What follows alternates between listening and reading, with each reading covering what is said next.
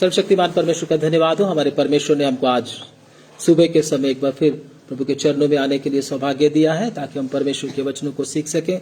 और परमेश्वर के वचन सीखने से पहले आप लोग पूरी तैयारी के साथ प्रभु के चरणों में बैठें, ताकि परमेश्वर का वचन जो हमारे हृदय में बोया जाए वो 100 गुना फल लेके आए।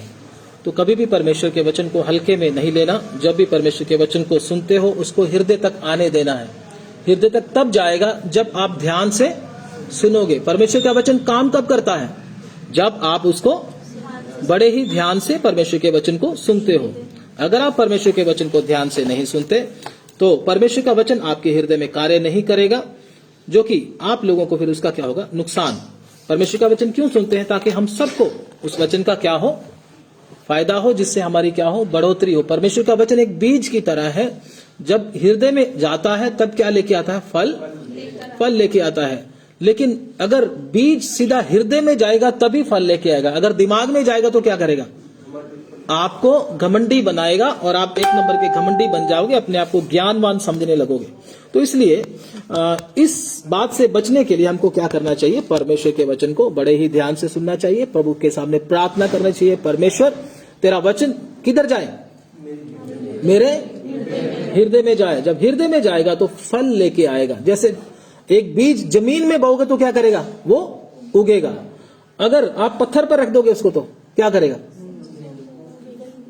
10 दिन रख दो, 15 दिन रख दो, महीना रख दो, 2 महीना रख दो, साल रख दो, तो वो लेके आएगा फल? उसके ऊपर कभी भी फल लेके नहीं आएगा। इसलिए परमेश्वर के वचन को बड़े ध्यान से अपने हृदय की जमीन को तैयार करके परमेश्वर के वचन को हमको क्या करना चाहिए? सुनना चाहिए। आप वचन को आदर देते हो तो किसको आदर दे रहे हो? अगर परमेश्वर के वचन को आदर नहीं दे रहे तो समझो आप परमेश्वर को आदर नहीं दे रहे। तो परमेश्वर किसका आदर करता है? जो उसके वचन को बड़े ध्यान से सुनता है। ठीक है, हमने गीत गाए, गीत गाना भी जरूरी है प्रभु की आराधना के लिए, लेकिन वचन उससे भी क्या है? बहुत ज्यादा जरूरी है। इसलिए अपने जीवन में परमेश्वर के वचन को ज्यादा अहमियत दें। तो आइए आज के वचन मनन के लिए प्रभु के वचन में से पढ़ेंगे। छोटे छोटे 1-2 विषय हैं, उन विषयों को हम प्रभु के वचन में से सीखेंगे। सबसे पहले हम पढ़ेंगे प्रेरितों के काम। प्रेरितों के काम की किताब निकालेंगे। धन्यवाद, स्तुति हो।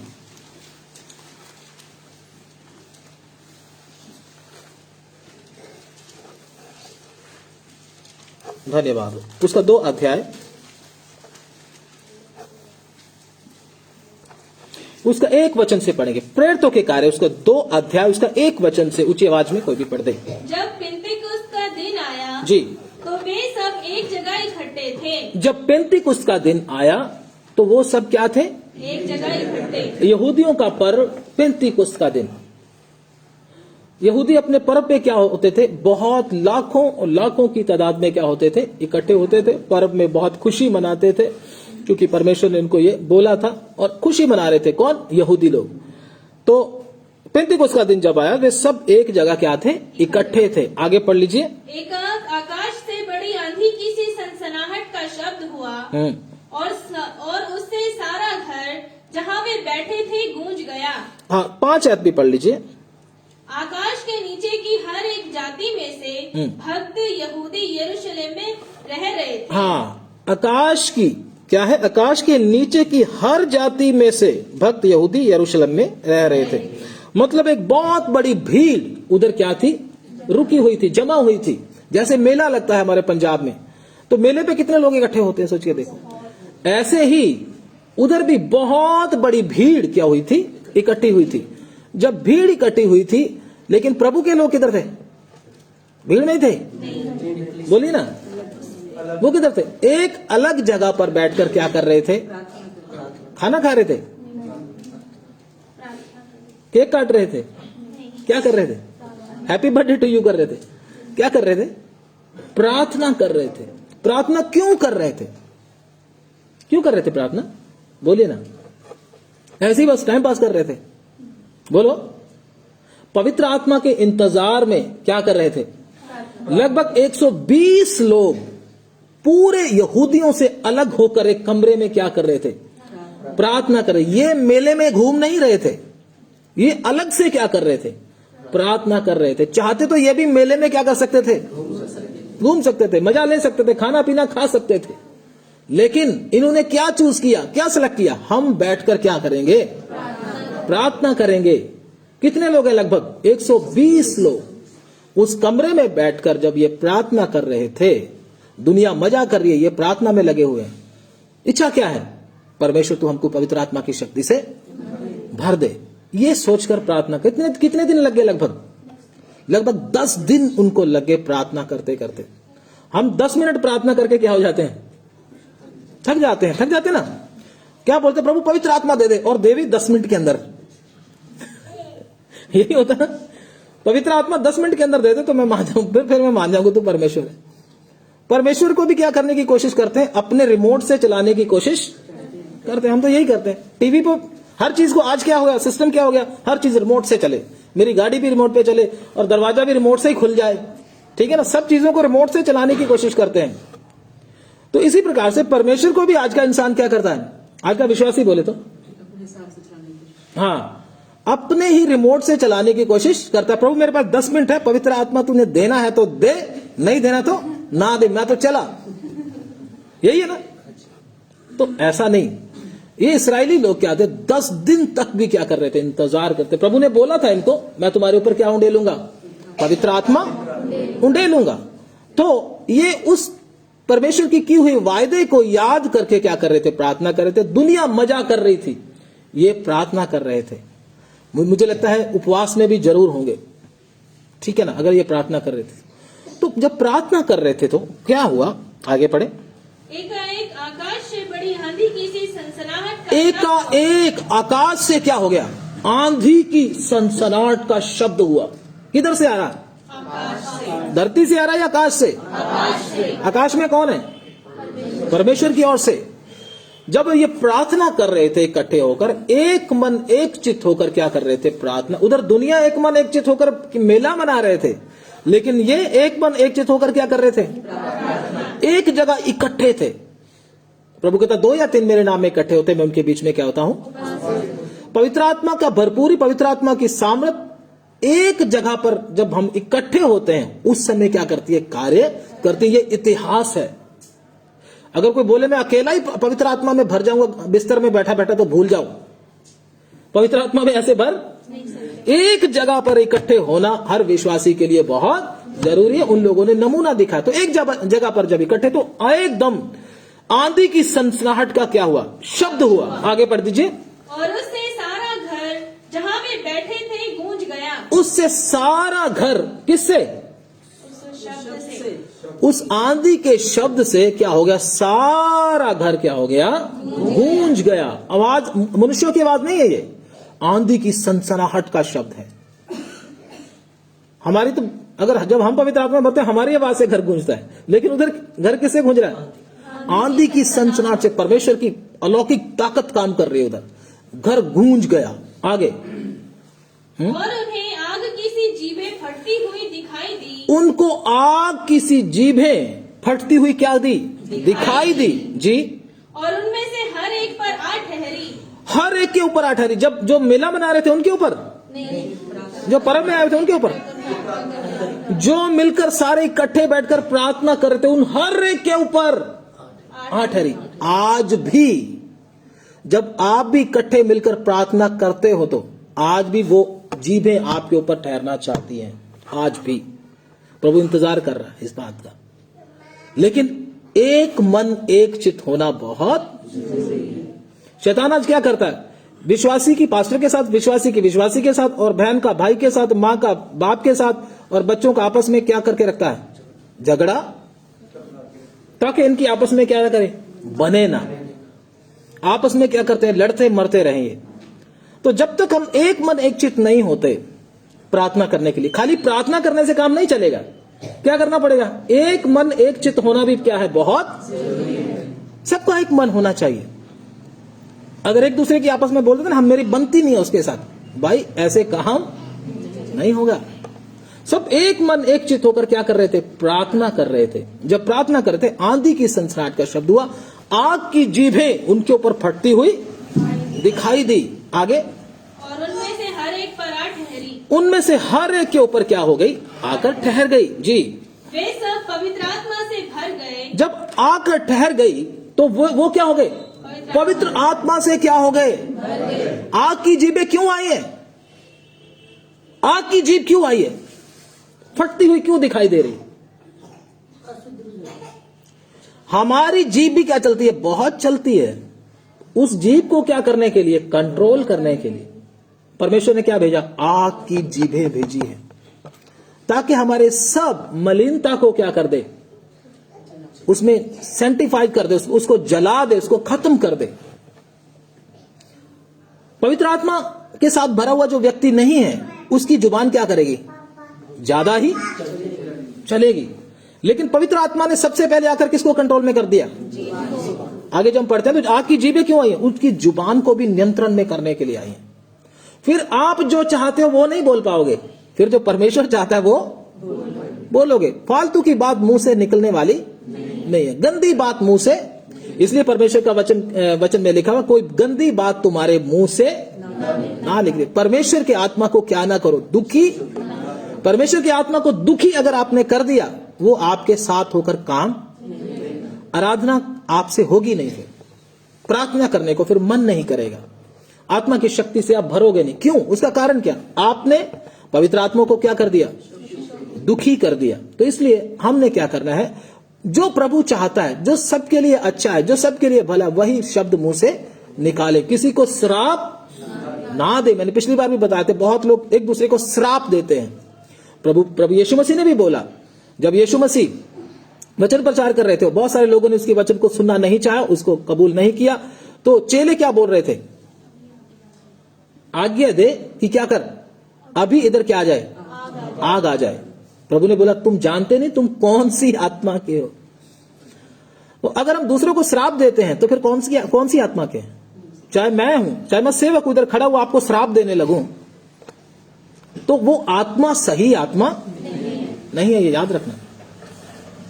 परमेश्वर ने हमको आशीष देने के लिए भेजा है, श्राप देने के लिए नहीं। नए नियम में प्रभु यीशु मसीह ने नया पैटर्न दिया है, किसी को श्राप नहीं देना, बल्कि क्या देना है? सबको आशीष ही देना है। तो इसलिए सही आत्मा और गलत आत्मा को आप इस तरीके से क्या कर सकते हो? पहचान सकते हो।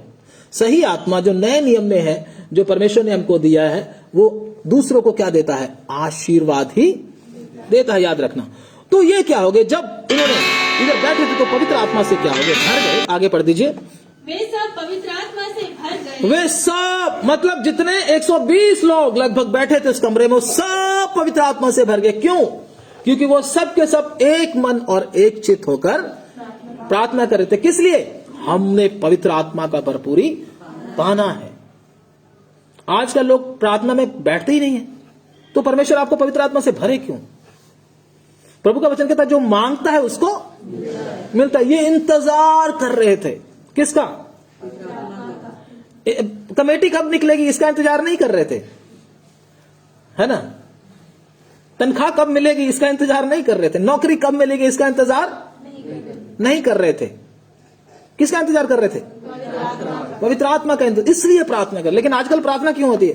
प्रभु कमेटी कब निकलेगी, प्रभु पैसे कब आएंगे, उसका इंतजार कर रहे हैं। ले लो पवित्र आत्मा। आएगा पवित्र आत्मा से?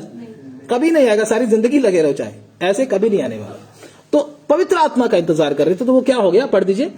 वे सब पवित्र आत्मा से भर गए। वे सब पवित्र आत्मा से क्या हो गए? भर गए। हाँ। और जिस प्रकार आत्मा ने उन्हें बोलने की सामर्थ्य दी, जी, वे अन्य अन्य भाषा बोलने लगे। वे अन्य अन्य भाषा बोलकर क्या करने लगे? परमेश्वर की आराधना।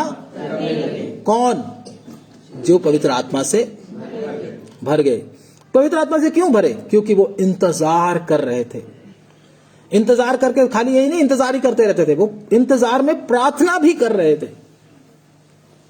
ताकि क्या हो जाए? हम पवित्र आत्मा से भर जाएं।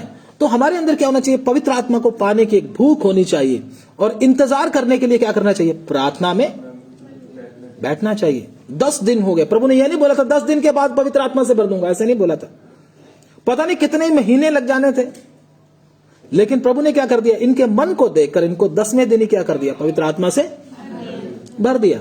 आजकल 10 मिनट बैठना प्रभु की हजूरी में लोगों को बहुत ही मुश्किल है। टाइम देखने लगेंगे, टाइम हो गया, पास्टर जी ने आज 10 मिनट ज्यादा ले लिए, पता नहीं क्या हो गया।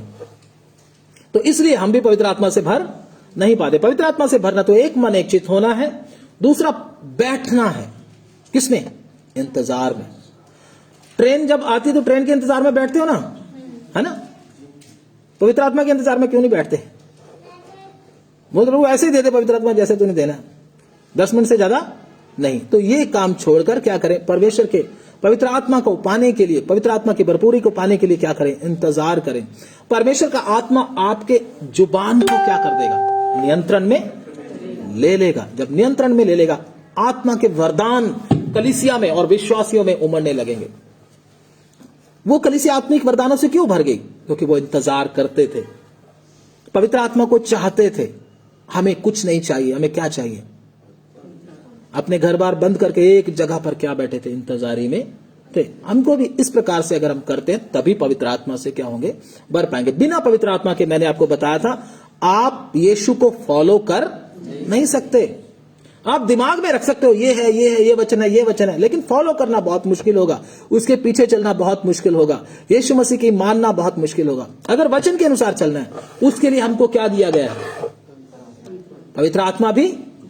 मैंने बताया था प्रभु यीशु मसीह की बहुत सी आज्ञाएं कितनी कठिन है। जैसे अपना क्रूस रोज उठाकर चलो, अपने दुश्मनों को क्या करो? प्रेम करो, उनके लिए प्रार्थना करो। अगर तुम्हारी दैनी गाल पे कोई थप्पड़ मारे तो दूसरा भी कर दो। मुश्किल है ना? है ना? बहुत मुश्किल है। लेकिन अगर इसको करना है तो क्या चाहिए? पवित्र आत्मा चाहिए, पवित्र आत्मा का बल चाहिए, तभी हम इसको फॉलो कर सकते हैं। वही पवित्र आत्मा से भरा हुआ व्यक्ति किसकी आवाज को सुनेगा? तुरही की आवाज को भी। वही पवित्र आत्मा जो पेंतीकुस्त के दिन उतरा था, अभी उतरता नहीं, अभी है इधर ही। किधर है अभी पवित्र आत्मा? किधर है? उतरता है, बार बार उतरता है और चला जाता है, ऐसा होता है। पवित्र आत्मा पूरी ताकत के साथ पूरे वरदानों को लेकर उतरा हुआ है इस धरती के ऊपर। इस धरती पर ही है पवित्र आत्मा। लेकिन एक दिन आएगा जो इस पवित्र आत्मा से भरे हुए हैं, उनको साथ लेकर वापस भी चला जाएगा। वो कौन सा दिन है? बोलिए। यीशु मसीह की गुप्त आमद में, रैप्चर के अंदर यीशु मसीह जब आएगा तुरही की आवाज के साथ, और जितने प्रभु यीशु मसीह में जिंदा हैं वो भी उठा लिए जाएंगे, और जितने मसीह में सो गए उनको भी पवित्र आत्मा उनके बॉडी को क्या कर देगा? बना देगा, पूरा बनाकर, शरीर को पूरा बनाकर उनको क्या कर देगा? महिमा में बदलकर किधर ले जाएगा? अपने साथ। किनको? जो पवित्र आत्मा से भरे हुए, जिनके अंदर पवित्र आत्मा काम करता है। वही पवित्र आत्मा जो उतरा था एक दिन चला जाएगा, लेकिन लेकर जाएगा किनको? जो उसके साथ क्या हुए हैं? भरे हुए हैं। पवित्र आत्मा एक पानी की तरह, शावर की तरह आया। जैसे पानी आता है, एक शावर, जैसे एक झरने की तरह आया था। और उस झरना नीचे आया था, और जितनी मछलियां अर्थात जितने लोग उस झरने के अंदर रहते हैं, उन झरना उन मछलियों को लेकर किधर चला जाएगा? बोलने का मतलब, समझाने की बात है, साथ ले जा। लेकिन जो उसके अंदर है, अंदर क्या कर रही हैं? फ्लोटिंग कर रही हैं, तैर रही हैं, जो उसके अंदर, उन्हीं को लेकर जाएगा, सबको लेकर। तो इसलिए आज हमको भी पवित्र आत्मा से भरना बहुत जरूरी है। अगर आप दुनिया के मेले में घूमते रहोगे तो इधर आकर बोलोगे प्रभु मुझे पवित्र आत्मा से भर दे, ये होने वाला नहीं है। पूरा हफ्ता मेला बनाया और इधर बोलते हैं क्या भरो? पवित्र आत्मा से भर दो। नहीं होगा, ऐसा नहीं होगा मेरे भाई। पूरा हफ्ता आपको वफादार रहना होता है उसके लिए, पवित्र आत्मा से भरकर आराधना करना है तो तभी आप एक आनंद को महसूस कर पाओगे, एक ताजगी को महसूस कर पाओगे। लेकिन पूरा हफ्ता अगर अपनी मर्जी से गुजारा है तो इधर भी आप क्या हुआ, इधर भी क्या हुआ? आप निराश, हताश और क्या रहोगे? परेशान ही रहोगे इधर भी। क्यों? क्योंकि पूरा हफ्ता परमेश्वर के वचन के अनुसार गुजारा नहीं है। अगर परमेश्वर के वचन के अनुसार गुजारा तो आपका चेहरा ही बता देगा कि आपने वचन के अनुसार गुजारा है या नहीं, क्योंकि आपका फेस ही क्या बता देता है? आपके दिल की बात बता देता है। Face is the index of mind, मतलब हमारा जो चेहरा है हमारे अंदर की बातों को क्या कर देता है? बताता है, प्रकट करता है, ये भरा हुआ है या नहीं, ये अपनी मर्जी करके आया, ये भी पता चल जाता है। समझे ना? तो इसलिए हमको पवित्र आत्मा से भरना जरूरी है। एक और विषय हम प्रभु के वचन में से पढ़ने के लिए जाएंगे। धन्यवाद। अगर आपको, मैं आपको बोल रहा हूं, अगर आपको कोई भी अभिषिक्त या परमेश्वर का बहुत बड़ा कोई दास हो, अगर आपको कोई श्राप देता है या आपको गलत बोलता है, कोई भी हो चाहे वो, तो हमको परेशान होने की जरूरत है या नहीं? क्यों? ये एक विषय है, बोलिए क्यों नहीं? क्योंकि हम प्रभु के वचन में अगर जब हम पढ़ते हैं तो अय्यूब के विषय में, अय्यूब को कौन कौन जानता है आप में से? बहुत लोग अय्यूब को जानते हैं, आप में से लगभग सभी जानते हैं। अय्यूब एक परमेश्वर का क्या था? हाँ, परमेश्वर का भक्त था। तो जब उसके ऊपर मुसीबत आई तो लगभग 4 प्रचारक, कितने? 1 नहीं 4। हमें कोई गलत बोलते ना, हम परेशान होते हैं, मुझे पास्टर जी उसने ऐसा बोल दिया, प्रभु के दास ने ऐसा बोल दिया, सच में ऐसा ही है कहीं? नहीं भाई, 1 नहीं 4 प्रचारकों ने उसको क्या कर लिया? घेरा डाल लिया। समझे बात को? और वो अय्यूब के क्या कर रहे हैं? पूरा खिलाफ बोल रहे हैं, क्योंकि अय्यूब के ऊपर क्या आ गई? विपत्ति आ गई, अय्यूब के ऊपर मुसीबत आ गई। और वो क्या समझते हैं कि जिसके ऊपर मुसीबत आती है उसके जीवन में क्या है? पाप है, उसने गलत किया है, इसलिए उसके ऊपर मुसीबत आ गई। वो ये समझकर क्या कर रहे थे? अय्यूब को श्राप के ऊपर श्राप ही देते जा रहे थे। ये वचनों में हम पढ़कर देख लेते हैं प्रभु के वचन में से। धन्यवाद। अय्यूब की किताब निकालेंगे,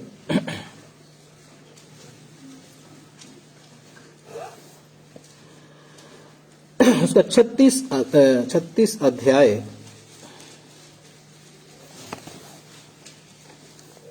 अय्यूब की किताब उसका 34 अध्याय पढ़ लीजिए पहले, उसका 7 और 8 वचन। अय्यूब 34 का 7 और 8। अय्यूब के तुल्य कौन शूरवीर है? अय्यूब के तुल्य, ये कौन? एलीहू बोल रहा है, एलीहू बोल रहे हैं। हाँ पढ़िए। अय्यूब के तुल्य कौन शूरवीर है? ये कौन कर रहे हैं? प्रचारक अय्यूब के खिलाफ क्या कर रहे हैं? बहुत प्रचारक क्या कर रहे हैं? प्रचार कर रहे हैं। किसके खिलाफ? अय्यूब के खिलाफ। क्या बोल रहे हैं? अय्यूब बड़ा क्या है? पढ़े दोबारा। अय्यूब के तुल्य, अय्यूब के तुल्य शूरवीर है। कौन शूरवीर है? हाँ, जो परमेश्वर की निंदा पानी के समान पीता है। जो परमेश्वर की निंदा पानी के समान पीने का मतलब पानी की तरह कर रहा है, पानी की तरह बहा रहा है। किसकी निंदा कर रहा है? परमेश्वर की निंदा कर रहा है अय्यूब। कौन बोल रहा है? ये प्रचारक बोल रहे हैं। आगे। जो अनर्थ करने वालों का साथ देता, जो अनर्थ करने वालों का क्या देता है? साथ। ये कौन बोल रहे हैं? बड़े बड़े प्रचारक एलीहू वगैरह ये बोल रहे हैं। किसको? अय्यूब को। हाँ, और दुष्ट मनुष्यों की संगति रखता है। दुष्ट मनुष्यों की क्या रखता है? संगति रखता है। दुष्ट मनुष्यों की संगति रखने वाला, अर्थात वो भी क्या हुआ? दुष्ट।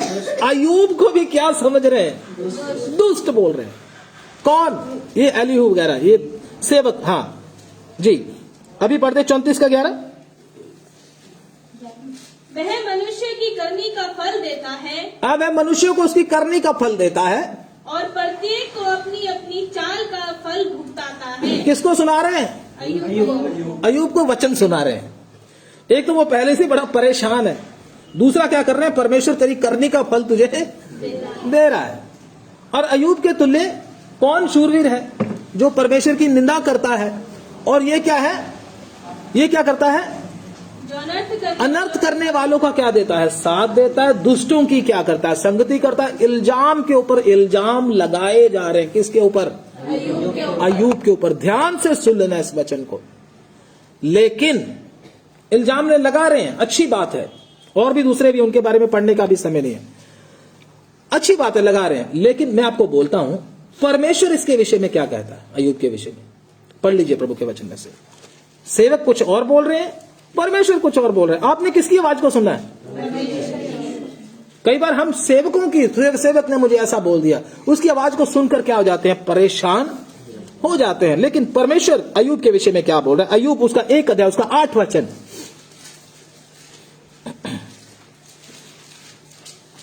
जी। यहोवा ने शैतान से पूछा, क्या तूने मेरे दास अय्यूब पर ध्यान दिया है? यहोवा क्या बोल रहा है अय्यूब को? उस दुष्ट को, उस दुष्ट की ओर तो तेरा मेरा दास अय्यूब। यहोवा अय्यूब के विषय में बोल रहा है मेरा दास। लेकिन ये क्या बोल रहे हैं? तू क्या है? दुष्ट है। वो बोल रहा है मेरा दास अय्यूब। आगे। क्योंकि उसके तुल्य खरा और सीधा और मेरा भय मानने वाला और बुराई से दूर रहने वाला मनुष्य कोई नहीं है, क्योंकि उसके तुल्य खरा, सीधा और मेरा भय मानने वाला और बुराई से दूर रहने वाला मनुष्य, बुराई से दूर रहने वाला मनुष्य कोई भी नहीं है। उसके तुल्य कोई भी नहीं है। उसकी गवाही कौन दे रहा है? परमेश्वर खुद दे रहा गवाही, अय्यूब की गवाही। तो अय्यूब उनकी बातों को सुन रहा है, लेकिन उसको उसकी कोई परवाह नहीं है। उसको मालूम है परमेश्वर मेरे बारे में क्या जानता है, परमेश्वर मुझे क्या कहता है। अय्यूब उनकी बातों को सुनकर इतना ध्यान नहीं दे रहा। बेशक उसको श्राप पे ऊपर श्राप दिए जा रहे हैं। इधर से इन सेवकों के विषय में मालूम हो जाता है, इन सेवकों का परमेश्वर के साथ संबंध सही नहीं है। क्यों? क्योंकि ये बात को आत्मा के द्वारा जांच परख नहीं रहे। जो दिमाग में आ रहा वही बोलते जा रहे हैं। उसकी स्थिति को, परिस्थिति को देखकर बोलते जा रहे हैं। तो ये है तो वो है, तो दुष्ट है तो वो है। लेकिन परमेश्वर के साथ इनका संबंध सही नहीं। परमेश्वर के साथ इनका कोई लेना देना नहीं। प्रचार के ऊपर प्रचार करते जा रहे हैं, लेकिन वचन के अनुसार और परमेश्वर की उपस्थिति में और परमेश्वर की इच्छा के अनुसार कुछ भी उस प्रचार में। आज भी बहुत सारे ऐसे हैं। अगर आपका संबंध परमेश्वर के साथ सही है, परमेश्वर ने आपको धर्मी ठहराया है, तो चाहे आपको कोई दुष्ट भी बोले तो आपको क्यों दिक्कत आती है? हमको तो दिक्कत नहीं आनी चाहिए, समझे ना बात को। लेकिन जब हमारा संबंध भी परमेश्वर के साथ सही नहीं होता, तो हम भी क्या हो जाते हैं? मनुष्य की बात को सुनकर क्या हो जाते हैं? परेशान हो जाते कि नहीं हो जाते? क्योंकि हमारा एक माइंड सेटअप ये है, कोई हमको अच्छा बोले तो हम हाँ ऐसे प्रभु का धन्यवाद करो, बस प्रभु ने किया, लेकिन अंदर से खुश भी हो जाते होते कि नहीं? अगर कोई बोल दे ये तो बहन ऐसी है, ठीक है ना, ये वचन के अनुसार नहीं चलते, ये तो परमेश्वर से दूर हो गए, ये तो पीछे हट गए, ये तो ये हो गया वो हो गया, तो हम क्या हो जाते हैं? ऐसे हो जाते ना, मुंह क्या हो जाता है? फूल जाता है। किसने बोल दिया? किसने बोल दिया? पास्टर जी ने बोल दिया। प्रभु से दूर हट गए, पीछे हट गए, शैतान के पास चले गए। गलती किसकी? गलती किसकी है? हमारी है ना, खुद की। क्यों? क्योंकि हम मनुष्यों की, जो मनुष्य हमें बोलते हैं उसके हिसाब से खुश होते हैं, उस हिसाब से परेशान हो जाते हैं। मतलब गलती किधर है? हमको मनुष्यों का आदर चाहिए खुश होने के लिए। गलती किसकी निकलती है? पास्टर की नहीं, हमारी। पास्टर को तो कहीं ना कहीं प्रेरणा कहीं से मिला होगा कि इसको ऐसे बोलो, लेकिन हमारे अंदर क्या भरा हुआ है ये प्रकट हो जाता है। क्योंकि हम किसकी प्रशंसा चाहते हैं? मनुष्यों की। प्रभु यीशु मसीह मनुष्यों की प्रशंसा कभी भी चाहा नहीं। इसलिए प्रभु यीशु मसीह, अगर कोई उसको उल्टा सीधा बोलते थे तो यीशु मसीह दुखी हो जाते थे ना, रोने लगते थे, यार मैं इनका इतना करता हूं, इतने मुर्दों को जिंदा कर दिया, इतनों को फ्री में खाना खिला दिया, एक पैसा भी नहीं मांगा, और कितने कोड़ियों को शुद्ध मैंने कर दिया, ये फिर भी मेरे पीछे हाथ धोकर पड़े हैं। कभी बोला उसने? यीशु मसीह की सेहत के ऊपर कभी भी कोई असर पड़ा? कभी नहीं असर पड़ा। लेकिन हमारी सेहत के ऊपर एकदम असर पड़ जाता है। यीशु मसीह का असर क्यों नहीं पड़ा? बोलिए ना। क्योंकि उसका संबंध किसके साथ था? पिता के साथ। पिता के साथ संबंध था। इसलिए पिता भी क्या कहता है? ये मेरा प्रिय पुत्र है जिससे मैं क्या हूं। उसको पता है मेरा बाप प्रसन्न है, मनुष्य प्रसन्न हो चाहे मुझे कोई लेना देना नहीं। इसलिए मैं और आप भी ऐसे बन जाएं। जब तक मैं और आप ऐसे नहीं बनते हम परेशान ही रहेंगे। मनुष्यों के हाथ में हमारी चाबी नहीं होनी चाहिए हमको खुश करने की या परेशान करने की। अगर आपने मनुष्यों के हाथ में अपनी परेशान होने की या खुश करने की चाबी दे दी तो शैतान उस मनुष्य को क्या करेगा? इस्तेमाल करेगा, आपके ऊपर लेकर आएगा। फिर आप क्या हो जाओगे? नहीं पास्टर जी अब तो मेरा मूड क्या हो गया, खराब हो गया, आज प्रार्थना नहीं करेंगे, आज संगति में नहीं जाएंगे, आज तो ऐसा हो गया। मेरे भाई आप शैतान के बहकावे में क्या हो जाते हो? फंस जाते हो। लेकिन हमारा खुशी, हमारा गम, हमारा जो भी बातें हैं किसके हाथ में होनी चाहिए? परमेश्वर के हाथ में। प्रभु के वचन में एक वचन लिखा, वो वचन आप पढ़ लीजिएगा। धन्यवाद हो। यूहन्ना रचित सुसमाचार उसका 12 अध्याय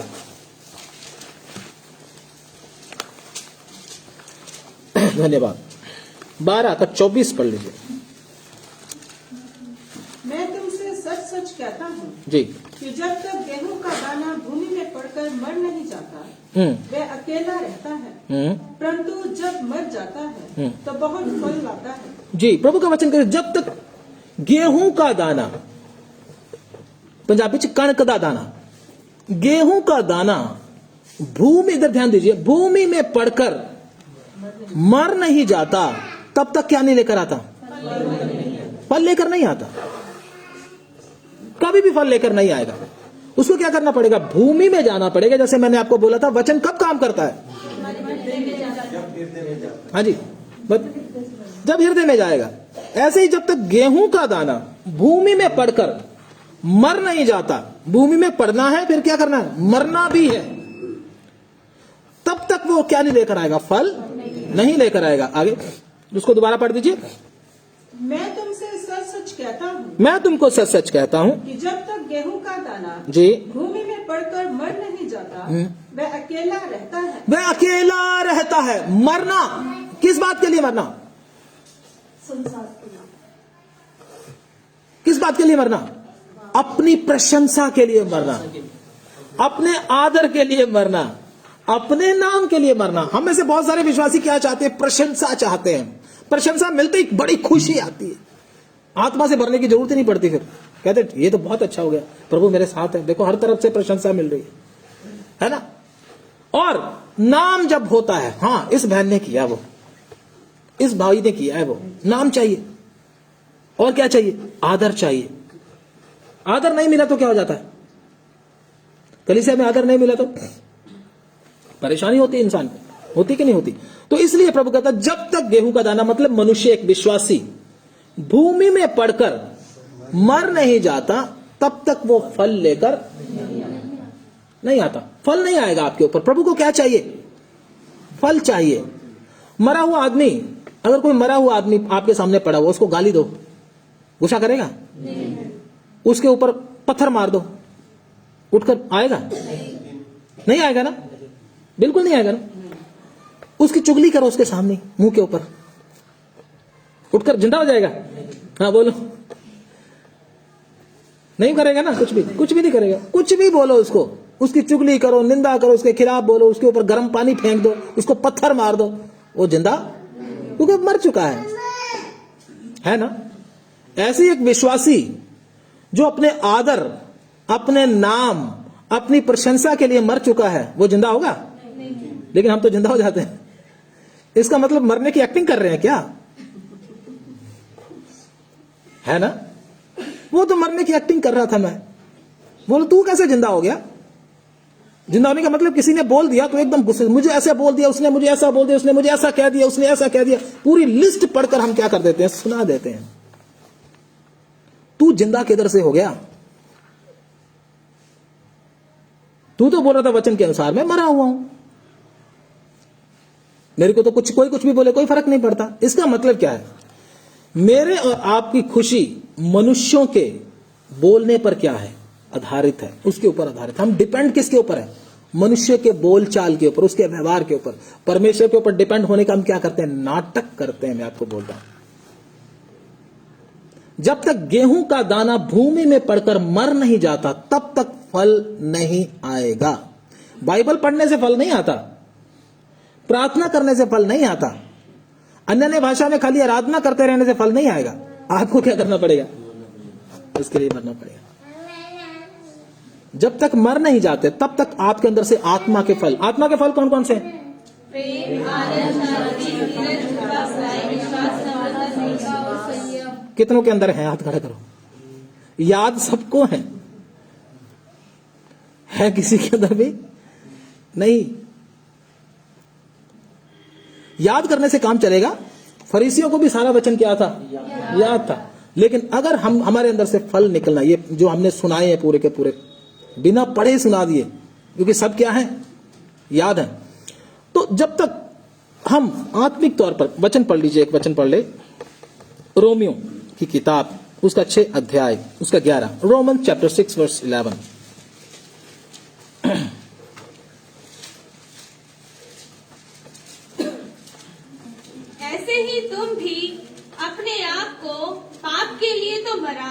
परंतु परमेश्वर के लिए मसीह यीशु में जीवित समझो। हाँ, पाप के लिए हमने अपने आप को क्या समझना है? मरा, क्योंकि हम पाप के लिए मर चुके। बपतिस्मा कौन लेता है? जो इसके लिए मर गया। अब अगर आप में से किसी ने बपतिस्मा लेना है, सही बपतिस्मा, नकली बपतिस्मा तो बहुत लोग ले रहे हैं, बहुत लोग ले रहे हैं नकली बपतिस्मा, क्योंकि वो बपतिस्मा फिर सही काम नहीं करता। बपतिस्मा तो लिया है, अभी भी शैतान कईयों के अंदर घूम रहा है। बपतिस्मा तो लिया है, अभी भी अन्य भाषा में आराधना नहीं कर पा रहे। बपतिस्मा तो लिया है, अभी भी प्रभु के गवाही नहीं देते, प्रभु के काम में हाथ नहीं बढ़ा रहे अभी भी। क्यों? क्योंकि जिस प्रकार से आपको बपतिस्मा लेना चाहिए था, उस प्रकार से आपने बपतिस्मा लिया। पास्टर का काम क्या? आपको वचन बता देना बपतिस्मा कैसे है, किसका है सही बपतिस्मा। जो पाप, शरीर और संसार और शैतान के कामों के लिए क्या हो चुका है? मर चुका है। मतलब अपने आदर, अपने नाम, अपने सम्मान के लिए क्या हो चुका है? मर चुका है। वो मरे हुए को दफनाने को बोलते हैं बपतिस्मा।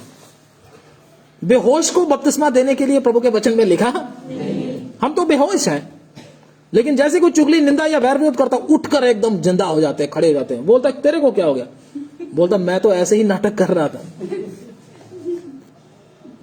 एकदम गला पकड़ लेते हैं, तूने ऐसे बोला कैसे हैं? तो ऐसे नाटकबाजी अगर आप करोगे तो बपतिस्मा सही नहीं होगा। मैं आपको बोलता हूं, बपतिस्मा पाने से क्या होता है? क्या होता है बपतिस्मा लेने से? बोलिए ना। हाँ, उद्धार होता है। किसने बोला आपको? उद्धार बपतिस्मे से पहले होता है। प्रभु यीशु मसीह को हम पहन लेते हैं, परमेश्वर के वश में हो जाते हैं। समझे ना बात को? और भी बहुत सारी बातें बपतिस्मा लेने से। तो शैतान का हमारे ऊपर क्या नहीं रहता? हमारे शरीर के ऊपर हक नहीं रहता। शैतान हमको अपनी मर्जी से छू नहीं सकता, क्योंकि हमने अपना शरीर किसको दे दिया? लेकिन जिसका सही बपतिस्मा होगा उसी के साथ ऐसा होगा, सबके साथ नहीं। सही बपतिस्मा किसका होता है? जिसने, जो अपने आदर, अपने नाम, अपने सम्मान, अपनी सब चीजों के लिए क्या हो चुका है? मुझे ये नहीं चाहिए। मेरे प्रभु यीशु मसीह को भी संसार ने क्या किया था? कांटों का ताज दिया था। मेरे यीशु मसीह को भी इस संसार ने सूली पर चढ़ाया था, उसको भी पत्थर मारे थे। मुझे कौन सा आदर चाहिए? मुझे भी आदर नहीं चाहिए। मेरा आदर कोई करे शायद ना करे, मुझे उसमें कुछ लेना देना नहीं। अगर आपका मन ऐसा बन जाता तभी बपतिस्मा लें, नहीं तो लेते हो तो आप चाहे गंगा में 10 बार डूब कर आते हो, ऐसे बपतिस्मा भी ऐसा हो जाएगा। 10 बार ले लो, चाहे 50 बार ले लो, 1000 बार ले लो, उसमें कोई फर्क पड़ने वाला नहीं है। जैसे परमेश्वर ने बोला उसी प्रकार से बपतिस्मा भी लेना जरूरी है। अगर लोगे तभी, प्रभु के वचन में लिखा, जब तुम पवित्र आत्मा, जब तुम बपतिस्मा लोगे तो क्या हो जाओगे? आगे लिखा हुआ है कि तुम पवित्र आत्मा से भर जाओगे, अन्य भाषा में आराधना करोगे करके प्रभु के वचन में लिखा हुआ है। तो सही बपतिस्मे से सही काम होता है। परमेश्वर को क्या कर लेते हैं? हम पहन। जब शैतान हमारे सामने आता है, हम नहीं दिखते, कौन दिखता है? प्रभु ही दिखता है। और परमेश्वर के वश में हो जाते हैं, मतलब फिर शैतान के वश में नहीं रहते। किसके वश में हो जाते हैं? परमेश्वर के वश में हो जाते हैं। और परमेश्वर के घराने में हमारा नाम क्या हो जाता है? बहुत सारी बातें बपतिस्मे का विषय जब खोलेंगे तब देखेंगे। तो इसलिए हमको भी अगर परमेश्वर के पुत्र बनना है, परमेश्वर की इच्छा के अनुसार चलना, सही बपतिस्मा लेना है, तो इसके अनुसार ही काम करना होगा। तभी प्रभु के वचन में लिखा, जब तक गेहूं का दाना भूमि में पड़कर मर नहीं जाता तब तक वो क्या नहीं होता? फल नहीं। आज विश्वासी और सेवकों के अंदर फल क्यों नहीं दिखाई देते? इसी वजह से। क्यों? क्योंकि मरे। थोड़ा सा किसी को बोल के देख लो, पीछे पड़ जाएगा आप उसी समय पीछे पड़ जाएगा। इधर से मालूम हो जाता है कि ये मरने का क्या कर रहा है? नाटकबाज है। फरीसी लोग भी क्या थे? नाटकबाज थे। आज भी चर्चेस में क्या हो रहा है? मैं आपके 5 मिनट और लूंगा। चर्चेस में क्या हो रहा है? इधर आकर आराधना, हालेलुया हालेलुया, तारीफ तारीफ तारीफ, मतलब बहुत ही कुछ चलता है, ठीक है ना? डांस भी चलता है, बहुत कुछ चलता है। मतलब इतना हाल खराब कर लेते हैं अपना, बोलने का मतलब इनको ही सबसे ज्यादा आत्मा से भरते हैं, मतलब दिखाएंगे जाकर। लेकिन घर में जाते ही उधर ही अपना दूसरा काम शुरू। जैसे फिल्मों में एक्टर करते हैं ना, फिल्मों में एक्टिंग करते हैं जो लोग, आपने सोचा होगा, देखा होगा, मसीह फिल्में देखी होगी कईयों ने, मूसा का रोल करते कई लोग। उधर मूसा का रोल चल रहा है, एक्टिंग चल रही है, मूसा का, परमेश्वर के लोगों, परमेश्वर के पास आ जाओ, इकट्ठे हो जाओ। कर लिया। एक घंटे के बाद, क्योंकि 3 घंटे की फिल्म बनानी है, 1 घंटे के बाद क्या करेगा? अपना मुंह हाथ धोएगा, धोकर किधर जाएगा? कमरे में जाएगा, उधर सिगरेट लगाकर बैठेगा, है ना? कौन? वही मूसा। और उसके बाद शराब की बोतल निकालकर उधर से फिल्में, उल्टी सीधी फिल्में देकर लगाएगा। उधर जाकर उसको पूछो, भाई साहब, मूसा साहब ये क्या है? वो क्या बोलेगा? उधर तो आप मूसा थे, प्रभु के बड़े पवित्र दास करके दिखा रहे थे अपने आप को, लेकिन इधर क्या? वो क्या बोलेगा? वो तो एक्टिंग थी, वो तो 2 घंटे की एक एक्टिंग थी। आज भी बहुत सारे विश्वासी 2 घंटे एक्टिंग करने के लिए आते हैं, जो कि परमेश्वर के वचन के अनुसार किसको एक्टिंग करके दिखा रहे हैं? परमेश्वर को धोखा आप दे। परमेश्वर आपके जीवनों को जानता है, आप घर में कैसे हैं, बाहर कैसे, अच्छी तरह से जानता है। इसलिए प्रभु का वचन कहता है, गेहूं का दाना जब तक भूमि में पड़कर मर ना जाए तब तक वो फल नहीं लाता। परमेश्वर को क्या चाहिए हमारे जीवन में? फल। जब तक हम अपने नाम, अपने आदर और अपनी प्रशंसा के लिए मर नहीं जाते, तब तक क्या नहीं लेकर आएंगे? फल लेकर। एक वचन पढ़कर हम प्रार्थना करते हैं। यूहन्ना 12:25 पढ़ लें। जो अपने प्राण को प्रिय जानता है वह उसे खो देता है, और जो इस जगत में अपना प्राण जो अप्रिय जानता है वह अनंत जीवन के लिए उसकी रक्षा करेगा। हाँ, जो अपना प्राण के पीछे जाता है उसकी चिंता करता है। बोलने का मतलब, जो अपने नाम, अपने आदर, अपनी प्रशंसा के लिए चलता है, उसके पीछे जाता है, उसकी चिंता करता है, वो क्या करेगा? अपने प्राण को खो देता है। बोलने का मतलब उसका ध्यान से सुनना, ये बात ध्यान से। जो लोग अपने इज्जत, बहुत सारे विश्वासी लोग इस बात को छोड़ते ही नहीं है, अपनी इज्जत के पीछे, अपने नाम के पीछे, अपनी प्रशंसा के पीछे चलते रहते, उसके लिए कभी अपने आप को परमेश्वर के हाथ में नहीं देते, कभी भी अपने आप को मरने के लिए नहीं सौंपते। जब वो बूढ़े हो जाते हैं, ध्यान से सुनना, ये प्रैक्टिकल बात है, जब वो बूढ़े हो जाते हैं विश्वासी, उनका स्वभाव चिड़चिड़ा होता चला जाता है। बहुत ही मतलब सहने से, सब बातें सहने से बाहर होती चली जाती है। इधर से मालूम होता है इसने अपना जीवन, पूरा जीवन, जवानी जो प्रभु में है, अपनी ही आदर, सम्मान, अपने नाम और अपनी प्रशंसा के लिए गुजारी है। ऐसे होता है, और मैंने अपनी आंखों से ऐसा देखा है। मैं प्रभु से प्रार्थना करता हूं, प्रभु मेरा भी कहीं ऐसा ना हो जाए जैसे जैसे समय बीतता जा रहा है, क्योंकि उसका स्वभाव बदलता चला जाता है। बदलना तो किधर चाहिए? प्रभु में चाहिए, प्रभु जैसा बनना चाहिए, लेकिन वो ढलता चला जाता है, नीचे नीचे जाता चला जाता है। क्यों? क्योंकि उसने अपना जीवन प्रभु की इच्छा के अनुसार गुजारा। फिर उसके लिए प्रार्थना करो, कोई फायदा नहीं, कोई फायदा नहीं होगा, क्योंकि उसको समझ में फिर आने वाला नहीं है। इसलिए प्रभु का दास पौलुस बोलता है, डरते और कांपते हुए अपने अपने उद्धार का कार्य क्या करो, पूरा। बड़ी खतरनाक बात है, मैं आपको बोलता हूं, कहीं हम में से किसी के साथ ऐसा ना हो। स्वभाव चिड़चिड़ा और अपने आपे से बाहर होते जाना एक खतरनाक बात है। जबकि एक विश्वासी को क्या होना चाहिए? और दीन और नम्र होते जाना चाहिए। लेकिन इसका तो क्या हो रहा? काम खराब। क्यों? क्योंकि ये गेहूं का दाना भूमि में पड़कर मरा नहीं है। ना मरने के कारण ये काम हो गया, फल नहीं आया। जब फल नहीं आया तो प्रभु यीशु मसीह क्या बोलेगा? एक दिन प्रभु क्या बोलेगा? बोलिए ना, जा तेरे ऊपर कभी कोई फल। इससे पहले मुझे और आपको परमेश्वर ऐसा बोल दे, तेरे ऊपर कोई फल ना आए, मुझे और आपको क्या होना है? परमेश्वर के सामने दीन होना। प्रभु मैं ऐसा नहीं चाहता, मुझे आदर सम्मान और अपना नाम और अपनी प्रशंसा नहीं चाहिए। जैसे प्रभु तू चला है, तुझे मनुष्यों की कोई भी निंदा, चुगली और वैर विरोध और कुछ भी बोलते थे, तुझे कोई फर्क नहीं पड़ता था, क्योंकि तू मनुष्यों के, प्रभु जी, मनुष्यों की प्रशंसा नहीं चाहता था। प्रभु मुझे भी ऐसा बनना है, ताकि आखिरी समय में मैं बोल सकूं, मैंने अपने दौड़ को पूरा किया है, मैंने अपने विश्वास की रखवाली की है, और मेरा परमेश्वर मुझे वो मुकुट देगा जो उसने मेरे लिए तैयार करके रखा है। हालेलुया। हम में से कोई भी ऐसा ना हो, प्रार्थना करें। Hallelujah, hallelujah. आइए हम भी भूमि में पड़कर मर जाएं। Hallelujah, hallelujah. आदर, प्रशंसा और नाम के पीछे ना जाएं, अगर फल लाना है तो बिना फल के कोई भी प्रभु को नहीं चाहिए। चुना ही इसीलिए है तुझे कि तू फल लेकर आए। Hallelujah, hallelujah. परमेश्वर की आवाज को सुने और पहचाने। प्रभु कहता मेरी भेड़ मेरी आवाज को सुनती है और उसको पहचान लेती है। Hallelujah, hallelujah. आज कितने लोग बोलेंगे प्रभु मुझे आदर नहीं चाहिए। जैसे आप मनुष्यों का आदर नहीं चाहते थे, सम्मान नहीं चाहते थे, अपनी प्रशंसा नहीं चाहते थे, मुझे भी नहीं चाहिए। आज से मुझे अनुग्रह दे ताकि मैं फल ला सकूं। हालेलुया।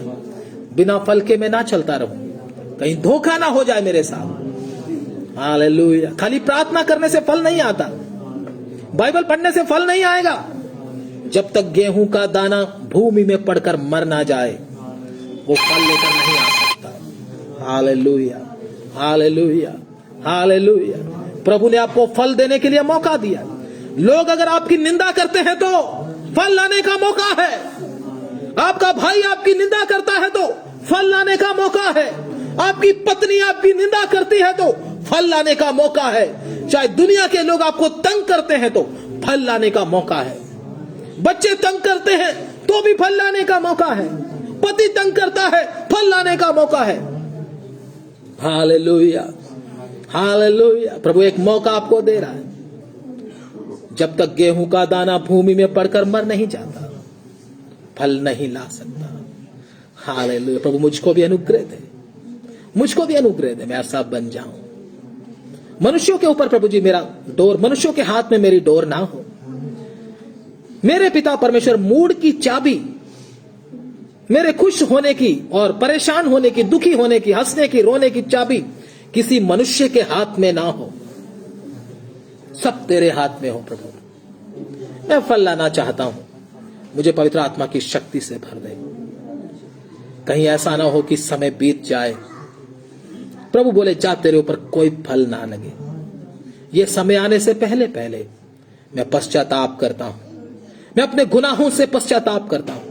आज तक मैं अपने आदर सम्मान अपने नाम के लिए जीता रहा, अभी मुझे आपके लिए जीना है, मुझे आपके लिए जीना है। धन्यवाद, मेरी बुद्धि को खोल दो। हालेलुया। प्रार्थना करें। स्वर्गीय पिता तेरा धन्यवाद करते हैं प्रभु तेरे वचन के लिए जो आपने हमको दिया।